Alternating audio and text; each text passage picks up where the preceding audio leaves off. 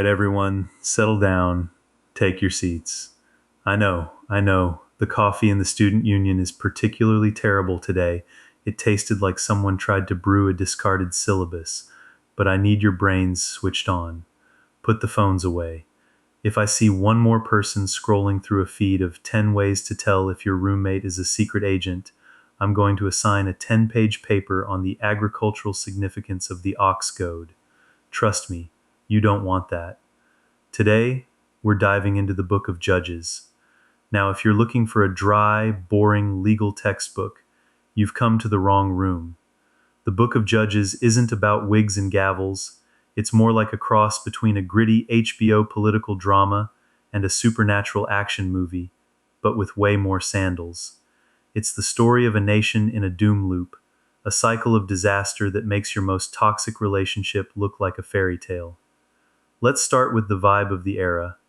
Tradition says the prophet Samuel wrote this, but we aren't 100% sure. What we do know is the key verse that sums up the whole chaotic mess. In those days there was no king in Israel. Every man did that which was right in his own eyes. Now imagine a world with no traffic lights, no Yelp reviews, and no one to tell you that wearing socks with sandals is a crime against humanity. It sounds like freedom, right? Absolute autonomy. But as we're about to see, when everyone does what's right in their own eyes, things go south faster than a tourist in a blizzard. Now, why did this happen? It's a classic case of generational amnesia. Joshua, the big leader, the guy who led them into the promised land, dies at 110. He's buried in Timnath years. And then we get this chilling line in the text. A new generation arose that knew not the Lord, nor yet the works which he had done for Israel. It's like their history was a Snapchat story that just disappeared. They forgot the miracles, they forgot the exodus from Egypt, and they started hanging out with the neighbors. And by hanging out, I mean they started worshiping Baal and Ashtaroth. Here's the thing. The Israelites didn't fully drive out the people already living in Canaan. They got lazy. Or maybe they just wanted to be inclusive in the worst way possible. They left the Canaanites, the Sidonians, the Hivites in Lebanon.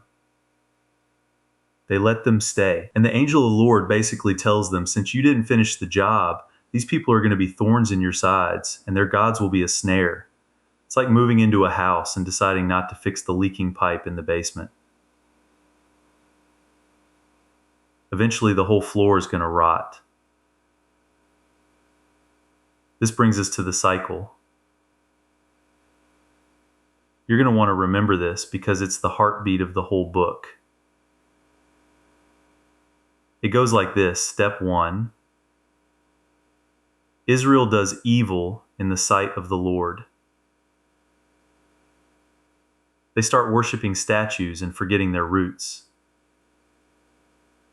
Step 2. God gets angry.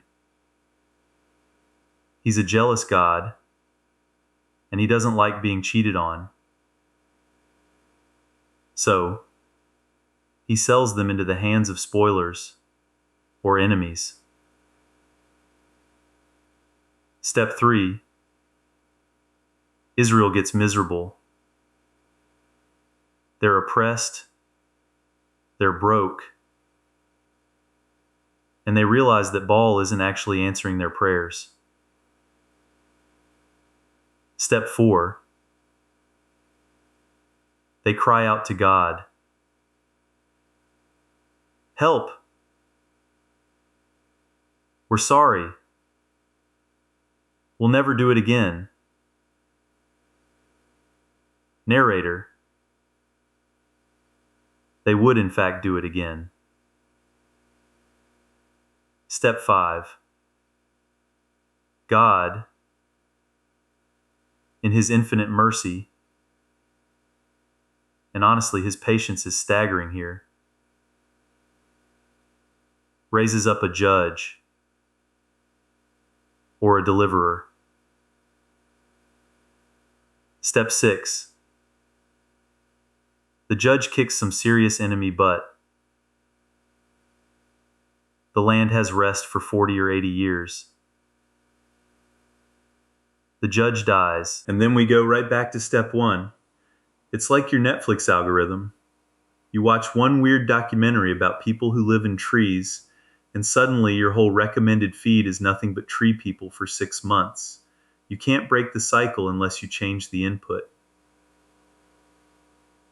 Let's look at some of these judges, because they are a motley crew. First up is Othniel. He's the nephew/son-in-law of Caleb. He defeats a guy with the best name in the Bible, Shushan-Rishathaim, the king of Mesopotamia.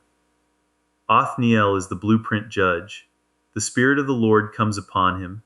He goes to war. He wins. The land rests for 40 years. Solid, dependable, 10-10. But then things get weird. After Othniel dies, Israel goes back to their old ways, and this time they're oppressed by Eglon, the king of Moab. Now the text is very specific about Eglon. He was a very fat man.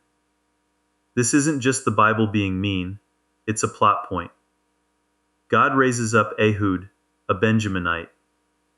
And Ehud has a special skill. He's left-handed. Now back then most warriors were right-handed, and they'd strap their swords to their left thighs for an easy draw. Guards would check your left thigh for a weapon. But Ehud, he straps a double-edged dagger, about a cubit long, to his right thigh. He goes to Eglon's palace under the guise of bringing a tribute or a gift. After he delivers the gift, he tells the king, "I have a secret message for you." Eglon, intrigued, tells everyone to leave. They're alone in a cool summer parlor. Ehud says, "I have a message from God unto thee." And as Eglon stands up, Ehud reaches with his left hand, pulls the dagger from his right thigh, and, well, he plunges it into Eglon's belly. The text gets incredibly graphic here. It says the dirt came out, and because Eglon was so large, the fat literally closed over the handle of the dagger. Ehud can't even pull it back out. Stay with me here. This is the part that sounds like a movie. Ehud locks the doors from the inside and slips out through the porch. The king's servants come back, see the doors are locked, and they think, oh, he's just using the facilities. They wait until they're ashamed, basically until it gets super awkward. And finally, they get a key, open the door, and find their king dead on the floor. By then, Ehud is long gone. He blows a trumpet in the mountains, leads the Israelites, and they slay 10,000 Moabites.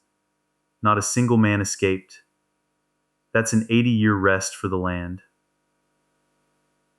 Talk about a home run deliverance. Next, we have a quick shout out to Shamgar. He gets one verse, but it's a legendary one. He killed 600 Philistines with an ox goad. For those of you who aren't up on your ancient farming equipment, an ox goad is basically a long stick with a pointy end. It's a tool, not a weapon. It's like someone taking out a whole squad of soldiers with a selfie stick. Then we get to Deborah. Now, Deborah is a powerhouse. She's a prophetess and a judge, sitting under a palm tree giving advice and judgment. This is during the time of King Jabin of Canaan, who had 900 chariots of iron. That's the equivalent of a tank division. Israel had basically nothing. Deborah calls up Barak and says, God told you to take 10,000 men and go to Mount Tabor. Barak's response is he's a little hesitant. He says, if you go with me, I'll go. If you don't, I'm staying home. He's like that friend who won't go to a party unless they know you're definitely going to be there. Deborah agrees, but she gives him a bit of a burn. The journey you're taking won't be for your honor. because the Lord is going to sell the enemy commander, Sisera, into the hand of a woman. Barak probably thought she meant herself.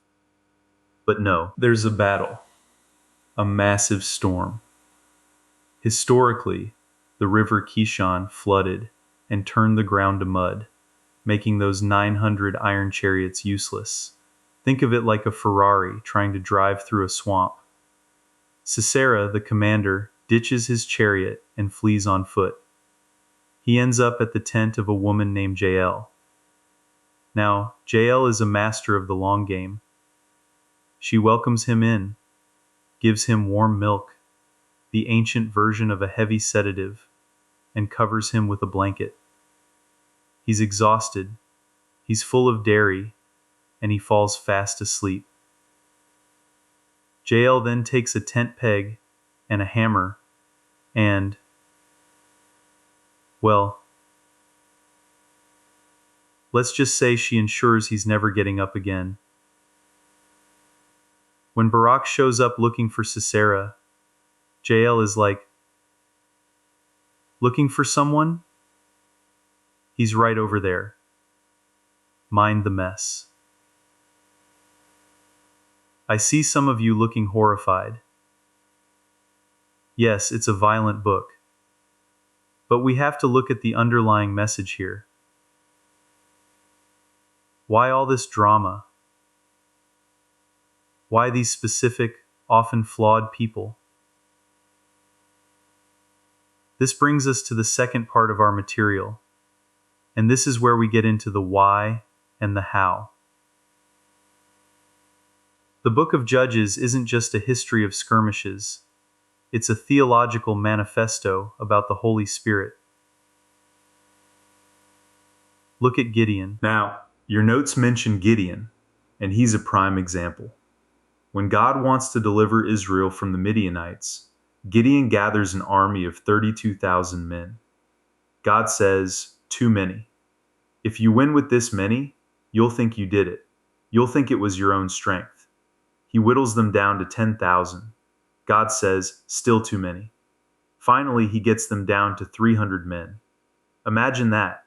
You're going up against a massive, technologically superior army, and your commander sends 31,700 guys home. You're left with 300 guys holding trumpets and clay jars. Why? Because God wanted to demonstrate that the victory was supernatural. He wanted a relationship with Israel that wasn't based on military strategy, but on total dependence. This is the key to power that your documents emphasize. It's not about human understanding, instinct, or emotion. It's about being spirit-led. The notes talk about how true prayer isn't a formula. It's not like a vending machine where you put in 3 Our Fathers and a Hail Mary and out pops a car. The documents quote Romans 8:26, "For we know not what we should pray for as we ought, but the Spirit itself maketh intercession for us with groanings which cannot be uttered." This is deep, folks. This is the idea that in our natural state, we're kind of clueless. We don't even know what we actually need. We think we need the chariots of iron or the 32,000 soldiers, but maybe what we really need is a tent peg and a bowl of milk. The lecture notes argue that to move into this kind of explosive dimension of prayer, you have to develop a total dependence on the Holy Spirit. You have to recognize that in the natural, you don't know how to pray. You have to ask the Spirit to anoint your mind and your words. Wait, let me go on a quick tangent here. This idea of anointing is fascinating. Think of it like a professional athlete being in the zone. When a basketball player can't miss, when every shot feels like it's being guided by an invisible hand, that's a shadow of what the authors are talking about here. Except instead of a three-pointer, it's about impacting every area of your life, your family, your city, and your nation. Okay, snapping back. The book of Judges shows us that when the Spirit of the Lord comes upon someone, whether it's Othniel or Gideon, they become capable of things that are mathematically impossible. The documents provide a timeline of these leaders. You've got Tola, who ruled for 23 years, Jair for 22, Jephthah for 6, Ibzan for 8, Elon for 10, Abdon for 7, and of course the big one, Samson, for 20 years. Each of these people was a deliverer raised up during a specific period of rebellion. But notice something. Despite all these heroes, the book ends on that same haunting note. Everyone did what was right in their own eyes. The cycles get shorter. The judges get, let's be honest, they get more problematic. Samson is a walking HR nightmare. The point is that human judges, as cool as they are at killing Philistines with farm equipment, are a temporary fix. They're a band-aid on a gunshot wound. The real problem wasn't the Midianites or the Moabites. The real problem was the internal Canaanites, the idols in the hearts of the people. They wanted the benefits of the promised land without the relationship with the promiser. They wanted the power without the spirit. So, what's the takeaway for you, the smart but currently glazing over at the thought of lunch students of this fine institution? The book of Judges tells us that freedom isn't the ability to do whatever you want. That's just chaos.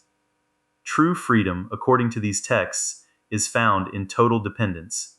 It's the paradox of the 300 men. It's the idea that when you realize you can't do it on your own, when you stop relying on your natural understanding, that's when the real power shows up. It's about yielding. The documents say, when you pray, ask the Holy Spirit to anoint your mind, allow Him to pray through you. That's a radical shift from the me-centered world of doing what is right in your own eyes. It's moving from being the king of your own tiny, crumbling island to being a part of something much bigger and much more powerful. And let's be real. Life is going to throw some 900 chariots of iron at you.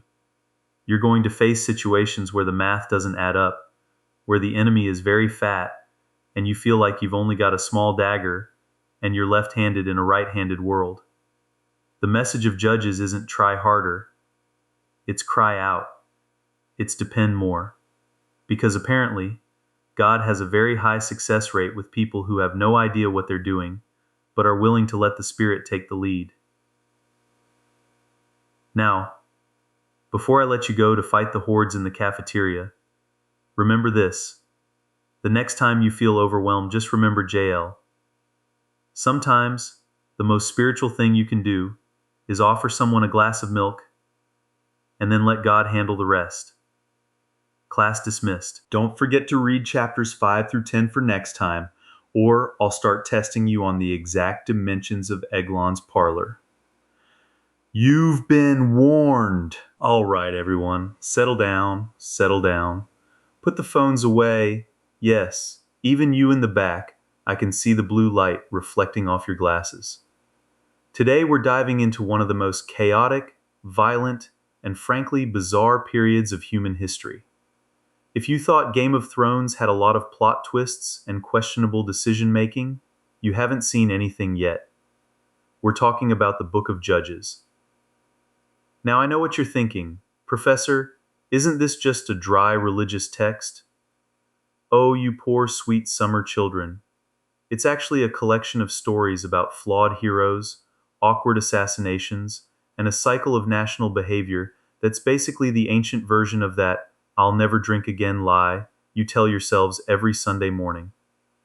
The overarching theme here is the cycle of the judges. It's like a bad Netflix algorithm that the Israelites can't seem to unsubscribe from. It goes like this. The people forget their values and do evil. They get conquered by a neighboring superpower.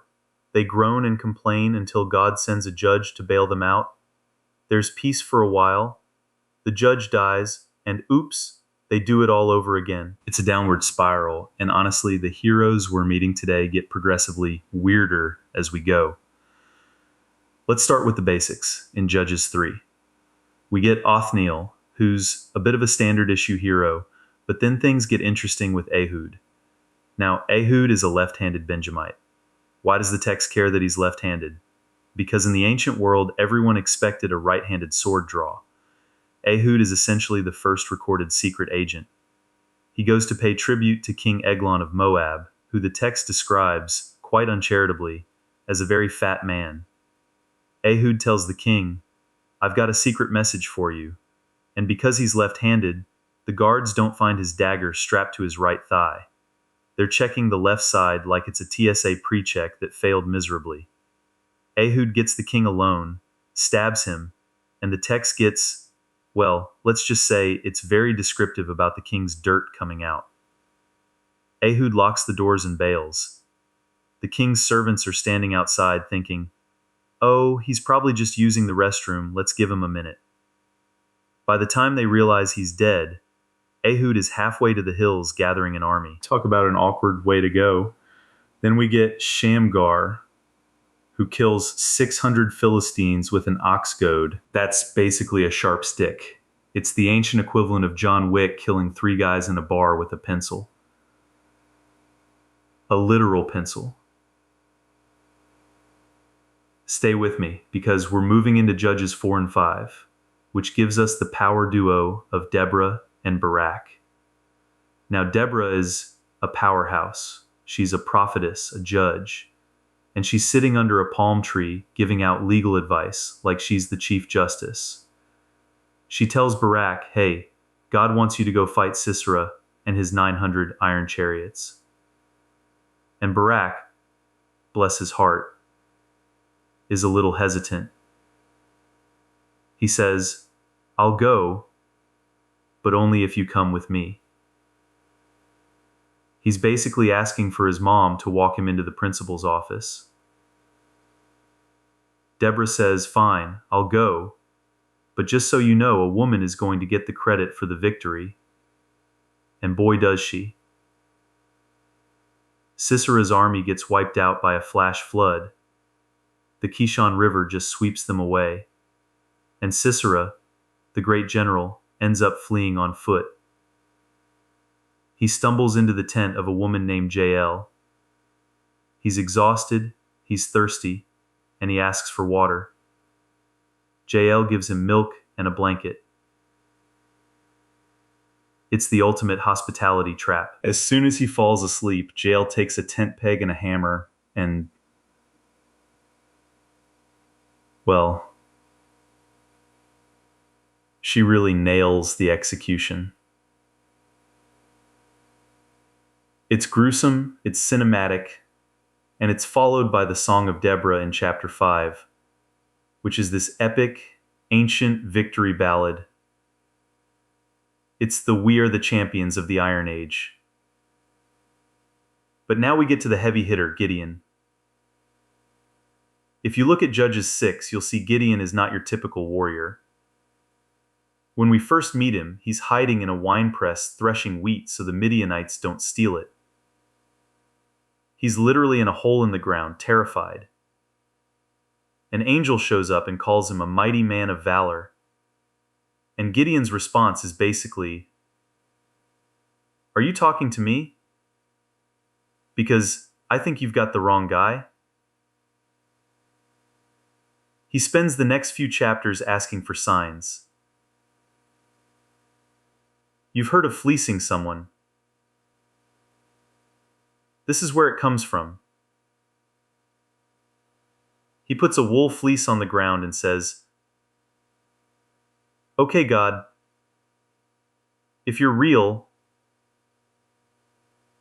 make the fleece wet and the ground dry." Then the next night, "Okay, let's do wet ground, dry fleece." He's double-checking God's work like he's trying to verify a 2-factor authentication code. Once Gideon finally gets his act together, he gathers an army of 32,000 men. But God says, "That's too many. If you win, you'll think you did it yourselves." So Gideon tells everyone who's scared to go home. 22,000 people leave. Can you imagine? 2/3 of the army just nopes out. Then there's the famous water test. God tells Gideon to watch how the men drink. The ones who lap water like dogs are out. The ones who scoop it up while keeping their eyes on the horizon stay. He ends up with 300 men. They go up against an army that's described as thick as grasshoppers. Gideon's strategy? He gives every man a trumpet and a pitcher with a torch inside. They surround the enemy camp at night, blow the trumpets, and smash the pitchers. The enemy wakes up to 300 torches and a deafening noise, panics, and starts killing each other. It's a total psychological operation. But here's the thing about the book of Judges. The higher they climb, the harder they fall. After his victory, Gideon makes a gold ephod, a religious garment, out of the spoils of war, and it becomes an idol. He ends his life with 70 sons and a concubine in Shechem, who bears him a son named Abimelech. Now, Abimelech is the villain of chapter 9. He's the personification of toxic ambition. He kills 69 of his 70 brothers on a single stone to take power. Only the youngest, Jotham, escapes, and he delivers this famous parable about trees choosing a king. Basically, the useful trees, the olive, the fig, the vine, don't want to rule because they have better things to do, so the trees end up choosing the bramble, a useless, thorny bush that just catches fire. It's a scathing political commentary. Abimelech eventually gets his skull cracked by a millstone dropped by a woman from a tower. He's so embarrassed that a woman killed him that he asks his armor-bearer to stab him so he can save face. Spoiler alert, it didn't work. Everyone still knew. Alright, I know. Take a breath. We're moving into the later Judges now. Yes, this will definitely be on the exam, so stay with me. We have Jephthah in Judges 11. He's the son of a harlot, an outcast who becomes a mercenary leader. When the Ammonites attack, the elders who kicked him out come crawling back. Jephthah makes a deal to lead them, but then he makes the most tragic mistake in the book. He vows to God that if he wins, he'll sacrifice the first thing that comes out of his house to meet him. He's probably expecting a dog or a goat. But who comes out? His only daughter, dancing with a tambourine to celebrate his victory. It's a gut-wrenching moment that shows how far the moral compass of the judges has shifted. There's no divine intervention here like there was with Isaac. It's a dark, somber ending to a military victory. And while we're on the subject of Jephthah, let's talk about the shibboleth. This is in Judges 12. After a civil war between the Gileadites and the Ephraimites, the Gileadites set up a checkpoint at the Jordan River. To catch the escaping Ephraimites, they make everyone say the word shibboleth. The Ephraimites couldn't pronounce the sh sound. They'd say sibboleth. It's the first recorded instance of using linguistics as a weapon of war. If you failed the pronunciation test, you were dead. It's incredibly grim, but it's a fascinating look at how tribalism was tearing the nation apart. Finally, we get to the big guy, the man, the myth, the legend with the terrible taste in women, Samson. Chapters 13 through 16 are the Samson saga. He's a Nazirite from birth, meaning he's not supposed to drink wine, touch dead things, or cut his hair. He's gifted with supernatural strength, but he has the impulse control of a toddler in a candy store. He kills a lion with his bare hands, then finds honey inside the carcass later, breaking his vow by touching a dead body, and then makes a riddle about it at his wedding. When his Philistine wedding guests cheat to get the answer, he loses his temper and kills 30 men just to pay off a bet. Samson is the ultimate chaos agent. He catches 300 foxes, ties their tails together with torches, and lets them loose in the Philistine grain fields. He kills 1,000 men with the jawbone of a donkey. He's like a superhero who never went to ethics class. And of course, there's Delilah. Everyone knows the story. She's hired by the Philistine lords to find the secret of his strength. She asks him 3 times, and 3 times he lies to her. He says, "Bind me with bowstrings, use new ropes, weave my hair into a loom." Each time she tries it, the Philistines jump out and he escapes. You'd think by the 4th time he'd realize, hey, maybe this girl doesn't have my best interests at heart. But no. He tells her the truth, that his strength is tied to his vow and his hair. She shaves his head while he's asleep, and he's captured. They gouge out his eyes and put him to work, grinding grain like an ox.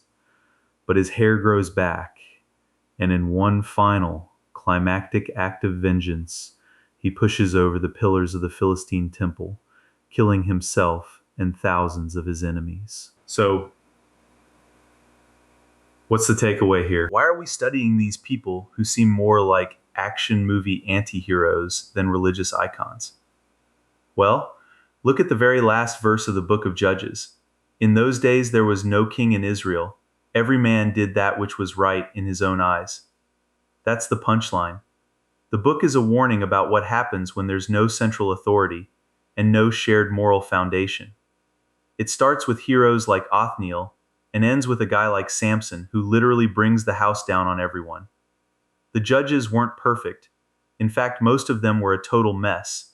But they were the leaders the people got because of the choices the people made. It's a story about the messy, violent, and often confusing reality of human nature. Next time you think your life is a drama, just remember Jael and her tent peg, or Samson and his 300 foxes. Your problems are probably a lot more manageable. Class dismissed. Don't forget to read the chapters on Ruth for next time. It's a lot less violent, I promise. All right, everyone, settle down. Put the oat milk lattes away, close those laptops unless you're taking notes, in which case, try not to end up on Reddit. And let's dive into what I like to call the Tarantino phase of the Hebrew Bible. If you thought the early chapters of Judges were wild, you haven't seen anything yet. We're looking at Judges 15 through 21 today. It's a roller coaster of bad hair days, DIY religions, and a civil war that makes Game of Thrones look like a G-rated puppet show. I want to start with a question. Have you ever had a roommate who stole your stuff but then tried to make it right by doing something even weirder? No? Just me? Well, today we're talking about a guy named Micah who basically invents his own religion in his garage because he felt bad about stealing from his mom. But before we get to the DIY deity kits, we have to finish the story of everyone's favorite problematic superhero, Samson. Now stay with me, because Judges 15 starts with Samson in full action hero mode. He's just been betrayed by his father-in-law. And how does he react? He catches 300 foxes, ties their tails together in pairs, sticks a torch between them, and lets them loose in the Philistine grain fields. It's creative, I'll give him that. It's also a felony in most modern jurisdictions. The Philistines being a bit grumpy about their breakfast cereal being toasted on the vine, retaliate. And eventually 3,000 men of Judah go to Samson and say, "Hey man, could you stop? You're making things awkward with the neighbors." They actually bind him with 2 new cords and hand him over. But here's the thing about Samson. He's got that supernatural I didn't skip gym day energy. The Spirit of the Lord comes on him, the ropes melt off his arms like they're burnt flax, and he finds the jawbone of a donkey. Not a sword, not a spear. A donkey's jawbone. He proceeds to take out 1,000 Philistines with it. I know, it sounds like a fever dream. He even writes a little poem about it. With the jawbone of an ass, heaps upon heaps. He's a poet, and he knows it. But then he gets thirsty. He's dying of thirst. And God actually makes water come out of a hollow place in that jawbone, or the place called Lehi, which means jawbone. He calls it En-Hakor. It's like the first recorded instance of a divine Gatorade station. But Samson's real trouble isn't his enemies, it's his dating life. You'll want to remember this for the exam. Samson is the ultimate example of a deliverer who can save a nation but can't save himself from a bad relationship. He goes to Gaza, sees a harlot. Again, not great for the brand. And the Gazites try to trap him. What does he do? He wakes up at midnight, rips the city gates off the wall, posts, bars, and all shoulders them, and carries them to the top of a hill near Hebron. That's about 40 miles, folks. That's like carrying your front door from here to the next county just to prove a point. Then comes Delilah. Oh, Delilah. The Philistine lords offer her 1,100 pieces of silver each to find the secret of his strength. That is a life-changing amount of money. Think of it like a massive venture capital seed round, but for betrayal. She asks him 3 times, and 3 times he lies to her. Bind me with fresh vines. Use new ropes. Weave my hair into a loom. Each time she tries it, the Philistines jump out, and he defeats them. Now, you're smart students. At what point do you realize that the woman you're dating is actively trying to sell you to the government? Samson is blinded by, well, something. Finally, he tells her the truth. It's the hair. I'm a Nazirite. Shave me, and I'm just a normal guy. He falls asleep on her knees. Gentlemen, watch out for the mid-afternoon nap. She calls a barber, and boom, strength gone. The Philistines gouge out his eyes and put him to work grinding in a prison. It's a dark, tragic end for a guy who started with so much potential. But, and this is a big but, his hair starts to grow back. The Philistines throw a massive party for their god Dagon. They bring Samson out to mock him. He asks a kid to lead him to the pillars that hold up the temple. He prays one last time, God, remember me. He pushes with all his might. The temple collapses, and he kills more people in his death than he did in his life. It's a spectacular cinematic ending, but it leaves Israel in a total power vacuum. And that's where the book takes a turn for the truly bizarre. We move into chapters 17 and 18, which I like to call the case of the confused cult. We meet a guy named Micah from Mount Ephraim. He steals 1,100 shekels of silver from his mom. She starts cursing the thief, so Micah gets scared and confesses. Her reaction? Blessed be you of the Lord, my son. Wait, what? She then takes some of the silver and makes a graven image and a molten image. This is DIY religion at its finest. Micah makes an ephod, sets up a shrine, and consecrates one of his sons as a priest.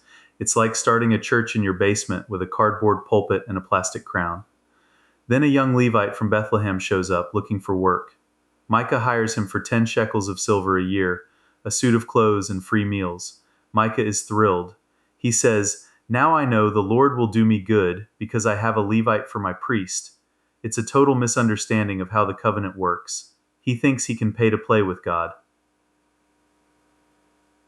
But wait, it gets weirder. The tribe of Dan is looking for territory because they haven't secured their inheritance yet. They send 5 spies who end up at Micah's house. They recognize the Levite's voice. Maybe he had a specific accent. They ask him to ask God if their mission will be successful. He says, "Go in peace," and they eventually find a city called Laish. Laish is peaceful, quiet, secure, and completely isolated. The Danites decide, hey, easy target. On their way to destroy Laish, the Danite army, 600 armed men, stops by Micah's house. They don't just ask for directions, they steal Micah's idols and the priest. They tell the Levite, is it better for you to be a priest to one man's house or a priest to a whole tribe? It's a career upgrade. The Levite's heart is glad. He grabs the idols and joins the Danite startup. Micah chases after them, crying out, "You've taken away my gods which I made." The Danites basically tell him, keep quiet or we'll kill you. Micah looks at their 600 swords, looks at his empty hands, and goes home. The Danites then wipe out Laisha, people who were doing nothing to anyone, and rename it Dan. They set up Micah's carved image and keep that Levite, whose name turns out to be Jonathan, son of Gershom, son of Manasseh, or Moses, depending on which manuscript you read. This is religious corruption on a national scale, folks. This isn't the Israel of Joshua and Caleb. This is every man doing what is right in his own eyes. Now brace yourselves. We're getting to chapter 19. If this were a movie, there would be a massive trigger warning on the screen. It's one of the darkest stories in the Bible, and it's meant to show just how far Israel has fallen. It starts with another Levite who takes a concubine from Bethlehem. She leaves him, goes back to her father's house, and 4 months later, the Levite goes to get her back. The father-in-law is the king of just one more drink. He keeps the Levite there for 5 days, feasting and drinking. Finally, the Levite says, I have to go. They leave late in the day and end up near Jebus, which is Jerusalem, but at this time it was a non-Israelite city. The servant says, let's stay here. The Levite says, no, I won't stay in a city of strangers. Let's go to Gibeah, which belongs to Benjamin. He thinks he's safer among his own people. Huge mistake. They get to Gibeah, and nobody offers them hospitality. In the ancient Near East, hospitality was a sacred duty. If you didn't offer a traveler a place to stay, you were basically a barbarian. Finally, an old man from Ephraim, notice he's an outsider too, brings them in. While they're eating, the sons of Belial, basically the local gang of thugs, surround the house and demand to know the Levite. It's an exact parallel to the story of Sodom and Gomorrah. Let that sink in. An Israelite city has become Sodom. The old man tries to protect the Levite by offering his own daughter and the concubine. It's horrific. It's indefensible. Eventually, the Levite forces his concubine out to the mob. They abuse her all night. In the morning, she's dead on the doorstep. The Levite finds her, puts her on his donkey, goes home, and then... Stay with me, because this is the part that usually makes students want to drop the class. He takes a knife, divides her body into 12 pieces, and sends one piece to each of the 12 tribes of Israel. It's the most gruesome message in a bottle in history. He's saying, look at what has happened.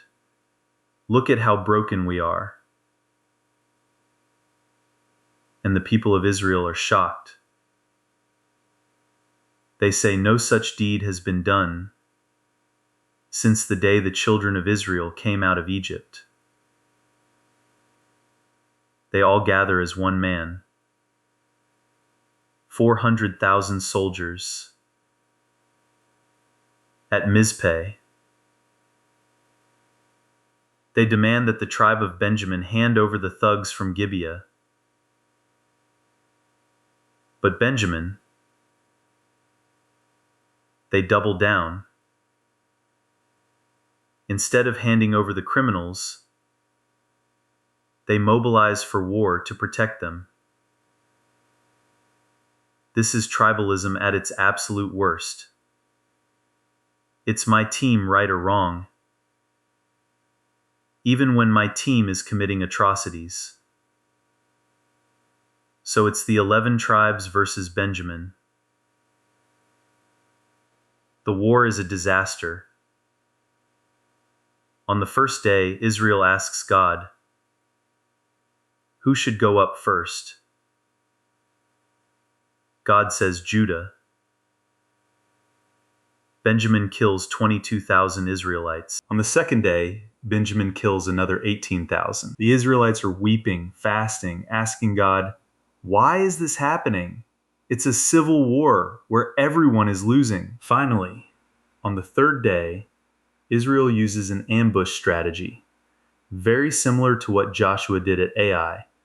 They lure the Benjamite army away from Gibeah, set the city on fire, and then turn and crush the Benjamites. By the end of the day, 25,000 Benjamite soldiers are dead. Only 600 men survive, and they flee to a place called the Rock of Rimmon. The rest of Israel, in their rage, goes through the territory of Benjamin and destroys every city, killing even the women and children. Then comes the morning after regret. The Israelites realize, wait, we just wiped out one of the 12 tribes. There's a gap in the family tree. They had sworn an oath at Mizpeh that they wouldn't give their daughters to Benjamites. So now you have 600 men and no wives. If they don't find wives, the tribe of Benjamin will go extinct. The solutions they come up with are honestly just as bad as the problems. First, they realize that the city of Jabesh-Gilead didn't show up for the war. So, they send 12,000 soldiers to massacre Jabesh-Gilead, except for 400 young virgins. They give these 400 women to the Benjamites at Rimmon, but they still need 200 more. So, they come up with a legal loophole. They tell the Benjamites, hey, there's a yearly festival in Shiloh. When the daughters of Shiloh come out to dance, you guys jump out of the vineyards, grab a wife, and run off. This way, the Israelites didn't give their daughters, the Benjamites took them. It's a kidnapping scheme sanctioned by the elders of Israel. It's absolute moral bankruptcy. The book of Judges ends with these words, and you should highlight this, circle it, put it in neon lights. In those days there was no king in Israel. Every man did that which was right in his own eyes. That is the thesis statement of the whole book. When there's no moral compass, no leadership, and everyone defines good based on their own feelings or tribal loyalty, you don't get freedom, you get chaos. You get Samson losing his eyes, Micah stealing from his mom, a concubine murdered in the street, and a nation kidnapping its own daughters just to fix a problem they created with a sword. It's a grim ending, I know. Not exactly the happily ever after you'd expect from a sacred text, but that's the point. The book of Judges is a mirror. It shows what happens to a society when the glue of shared values and divine law dissolves. It's a cry for a king, not just any king, but a righteous one. So, what's the takeaway? Don't steal from your mom. Don't tell your girlfriend where you get your hair cut. And maybe, just maybe, realize that doing what's right in your own eyes is the fastest way to lose your vision. I'll see you all on Wednesday. Don't forget, the midterm is coming up.